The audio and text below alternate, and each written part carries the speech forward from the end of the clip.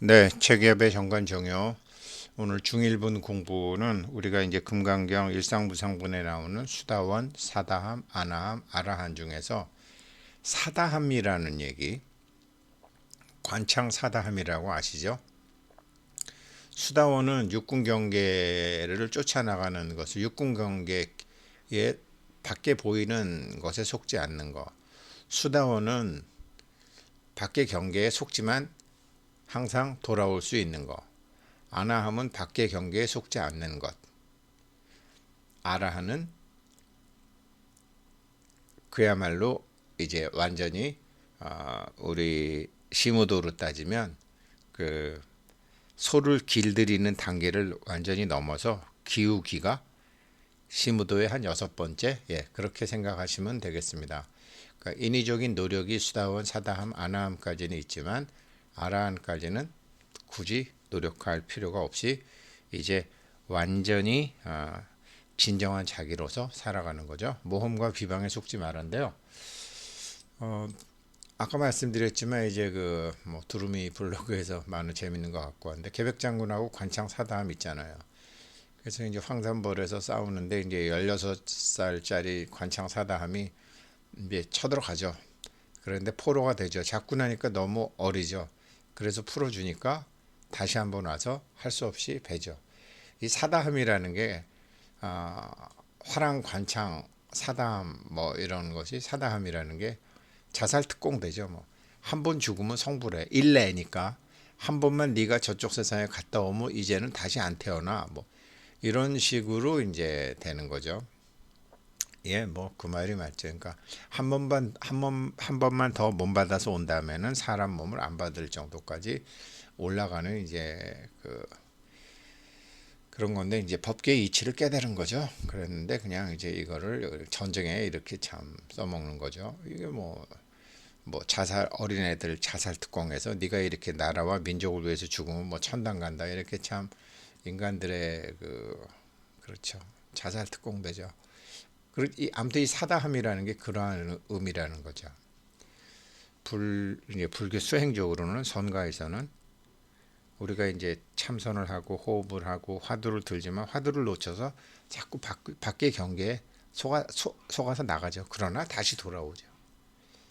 다시 돌아오죠. 그렇게도 쓰입니다. 그러니까 여섯 경계에 쫓아 밖으로 쫓아다니면 수다원 되기가 힘들고 그렇게 한번 밖으로 갔다가도 돌아올 줄 알면 사다하며 더 이상 육경계에 쫓아 안으로 휘감아 돌아오는 힘, 꽉 쥐고 있는 힘이 있으면 안하하며 그래서 안하하면 불례라고 그러죠. 불례 뭐 오는 것도 없고 가는 것도 없죠.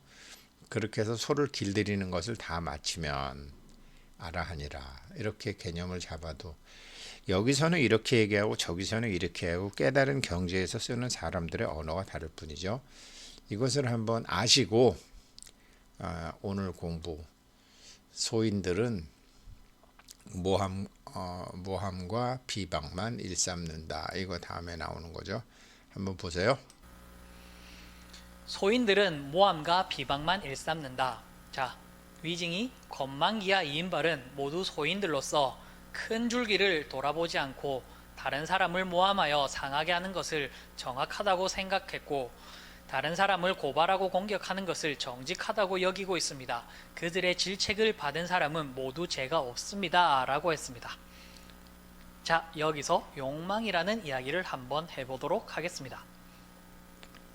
자, 여러분들이 모두가 욕망을 가지고 있습니다.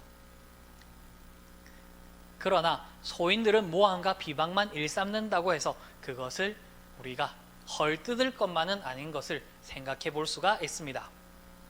왜 그러냐 하면 비방과 모함에는 욕망이 들어있다는 것을 우리가 확인할 수 있기 때문입니다. 우리는 누구나 욕망을 가지고 있습니다. 뭐 아니신 분들도 있을 수도 있겠습니다만 저의 경험에 비추어 보았을 때는 저는 드러내고 싶은 욕망이 항상 잠재해 있는 것을 확인할 수 있습니다. 그래서 소인들은 모함과 비방을 일삼는다라는 이야기를 들었을 때는 어떻게 보면 한편으로는 불쌍하다라는 생각도 들었습니다.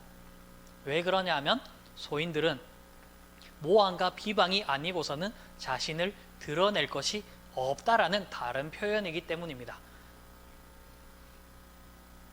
조금 어려운 이야기지만 심리학에서 크랩 멘탈리티라는 이야기가 있습니다.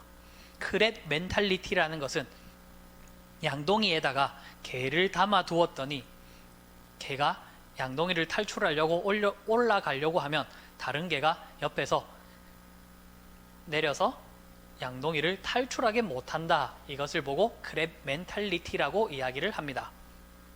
결국 소인이 모함과 비방을 해야 되는 것은 내가 드러나야 하는 것인데 드러나지 못하니까 상대방을 깎아야지만이 내가 상대적으로 우위에 설 수 있다라는 이야기를 하고 있는 것입니다. 그렇기 때문에 어떤 측면에서는 나의 개발이 덜 된 측면에서는 측은하게도 느껴지기도 합니다. 또 다른 이야기로 내가 내 자랑하는 건 역시 내가 나를 드러내는 또 똑같은 욕망이라고 이야기할 수가 있습니다. 저는 예전에 저를 돌이켜 보았을 때 저에 대한 이야기를 끊임없이 하는 것을 확인할 수가 있었습니다.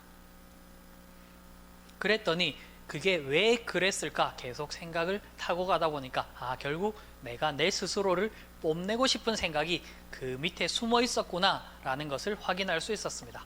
그래서 될 수 있으면 그렇게 안 해야지 하지만 결국 사람인지라 또 하게 되고 실수하고 반성하는 생활을 반복하고는 있습니다. 또 다른 사람들은 남을 이야기하면서 자신의 존재를 뽐내기도 합니다. 다른 사람이 성공했다라는 이야기를 내가 내 주변에 누군가 성공했다라고 하는 이야기는 그 말인즉슨 또 다르게 나의 욕망이 드러난다라는 다른 표현입니다. 그렇기 때문에 모함과 비방, 그 다음에 나에 대한 자랑, 남에 대한 자랑, 이 모든 것이 똑같은 욕망에서 나왔다라는 것을 확인할 수가 있습니다. 그러니 내 안에 잠재된 욕망은 어떤 것들이 있는지 이런 것들을 한번 살펴보시는 것도 여러분들이 생활을 점점 나아가게 하는데 도움이 될 것이라고 저는 생각합니다. 정말 뭐 회사에서 조직 생활을 하다 보면 이제 아래 직원들이 와서 다른 중요 직원 험하는 경우가 많고요.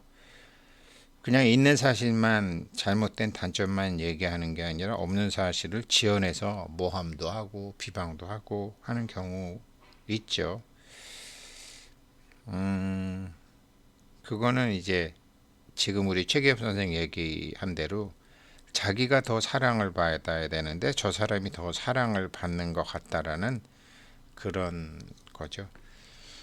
뭐 정도의 차이는 있으나 형제들 간에서도 이제 그렇게 형제들 간에 뭐 누나나 형이나 뭐 동생이나 이렇게 해서 뭐 엄마한테 투덜투덜하면서 이제 뭐 얘기하는 경우도 있고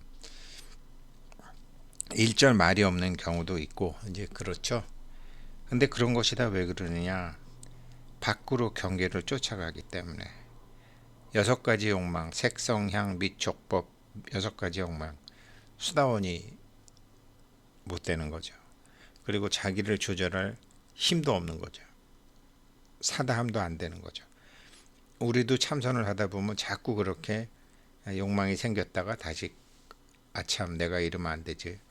밖으로 내보냈다가 아참 이렇게 안 되지. 자기가 무엇이 잘못됐다는 것만 알아도 고칠 수 있으니 참 이 공부가 얼마나 소중한 공부입니까? 그래서 제가 수다원, 사다함, 아나함, 아라한 얘기 말씀을 드렸고 그것이 이제 수다원이 사마타, 수다원과를 이루는 수행이 사마타.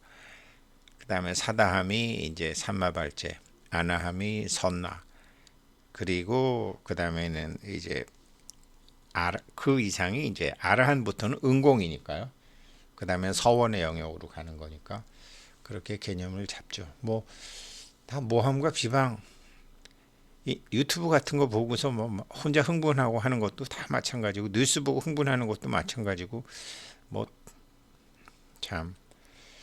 네, 여기까지 하겠습니다. 고맙습니다. 다들 스스로 부끄러워할 뿐이죠.